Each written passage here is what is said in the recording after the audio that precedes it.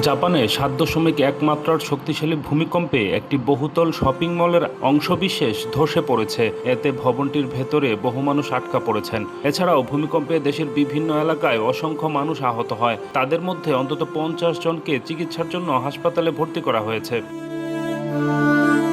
একই সঙ্গে উত্তর পশ্চিমাঞ্চলের একটি ভবনে ভূমিকম্পের পর আগুন লেগেছে বলে জানিয়েছে জাপানের প্রধানমন্ত্রী সানায়ে তাকাচি।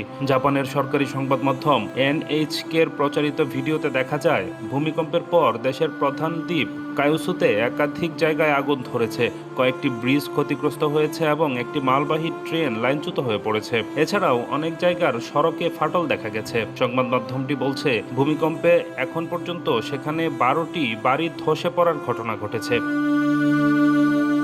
ভূমিকম্পের পরপর উপকূলীয় এলাকাগুলোতে সুনামি সতর্কতা জারি করা হয়, কিন্তু কয়েক ঘন্টা পরই এটি তুলে নেয় কর্তৃপক্ষ।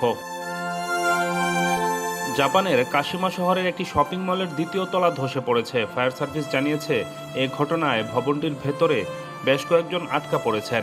এর আগে পুলিশ জানায়, কাশিমার ওই শপিং মলে বিস্ফোরণের মতো কিছু শব্দ শোনার খবর পেয়েছিল তারা। তবে সে সময় কোনো হতাহত বা ক্ষয়ক্ষতির তথ্য পাওয়া যায়নি।